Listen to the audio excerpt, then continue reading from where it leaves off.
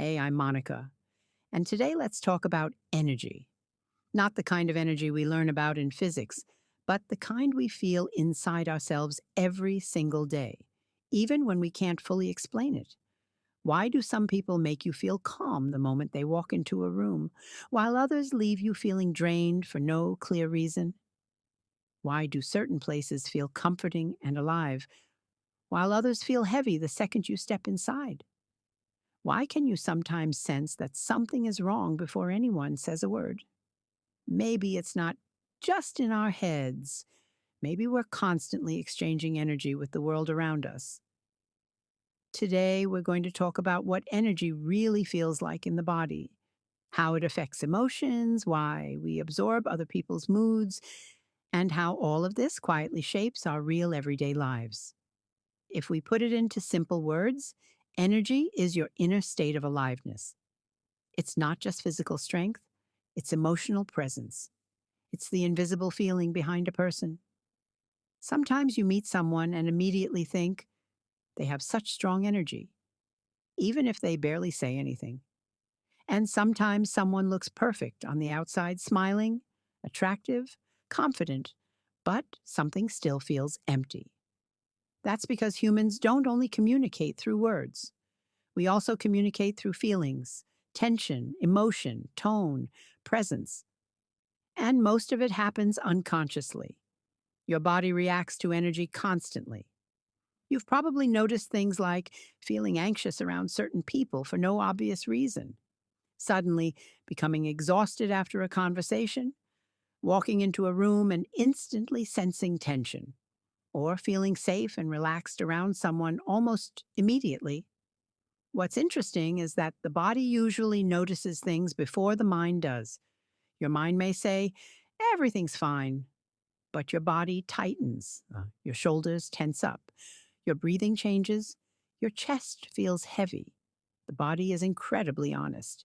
It reacts to what we truly feel, even when we try to ignore it mentally. In many spiritual traditions, people believe energy constantly moves through the body. And when a person is emotionally balanced and connected to themselves, that energy flows naturally. But stress, fear, emotional suppression, and inner conflict can interrupt that flow. And eventually, the body starts reflecting it physically.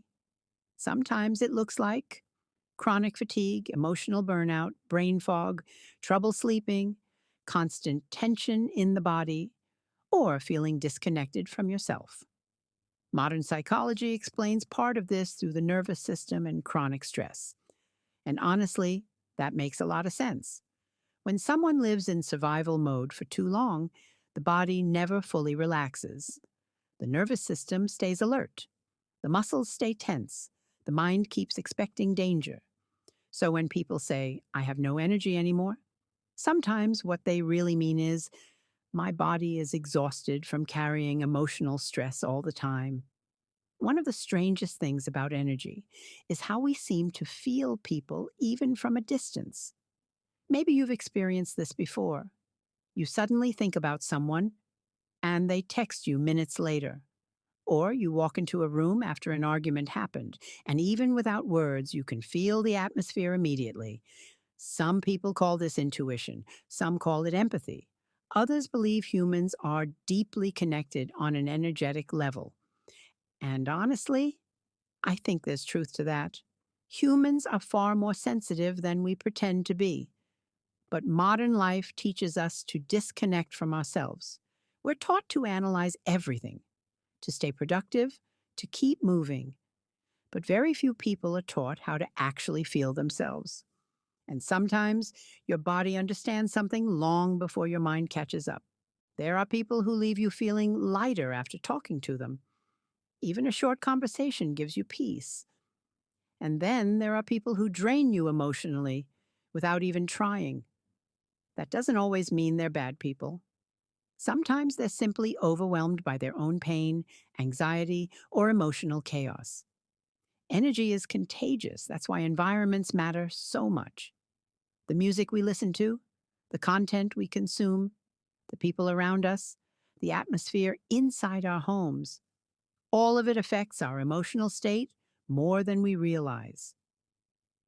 If someone spends every day surrounded by stress, negativity, noise, and emotional pressure, eventually the body starts treating tension like its normal state. And over time, people stop hearing themselves. But the good news is, energy can be restored.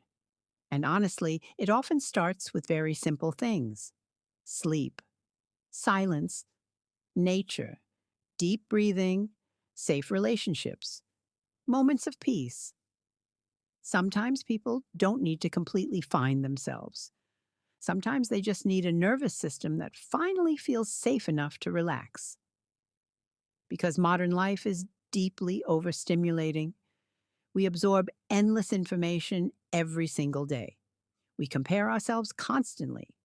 We feel pressure to always be productive, successful, improving, and eventually the mind and body become exhausted. A lot of people notice they feel emotionally better near nature: the ocean, rain, forests, a fireplace at night, even quiet evening light. Why? Because nature brings people back into the present moment. Your breathing slows down, your body softens, your thoughts become quieter, and for a moment, you feel connected to yourself again. There's also something important people rarely talk about. Sometimes we keep searching for energy outside ourselves, when the real issue is internal. A person may feel constantly drained because they're surrounded by the wrong people. They ignore their emotions. They stay in environments that hurt them. They suppress everything they truly feel. They pretend they're okay when they're not. And eventually, the body starts resisting. Not because the person is weak, but because the body no longer wants to live disconnected from itself. Sometimes exhaustion is not laziness. Sometimes it's a signal. I think many of us have experienced moments where our soul quietly asks us to slow down, to stop performing, to stop pretending, to stop running from ourselves, and just listen inward for a second. Because real energy doesn't come from forcing yourself to be strong all the time. Real energy comes from no longer fighting yourself internally. And maybe the most powerful energy a person can have is simply their presence. Not status, not appearance, not money, just presence. There are people who make you feel calm without saying much at all. People who don't try to impress anyone. People who feel emotionally safe. And around them, your body finally relaxes. I think that's one of the most beautiful energies a human being can carry. Maybe energy isn't something mystical or unreachable. Maybe it's simply the connection between a person and their true self, their body, their emotions, their intuition, their inner truth. And the further people move away from themselves, the emptier they often feel. But the closer they become to who they truly are, the more alive they begin to feel again. Let me know in the comments, do you believe people can feel energy? Have you ever sensed the atmosphere of a person or place before anything even happened? I'd love to hear your experiences. And if you enjoy these calm conversations about psychology, intuition, astrology, and the inner world of people, don't forget to subscribe. Take care of your energy and listen to yourself a little more often. See you in the next video.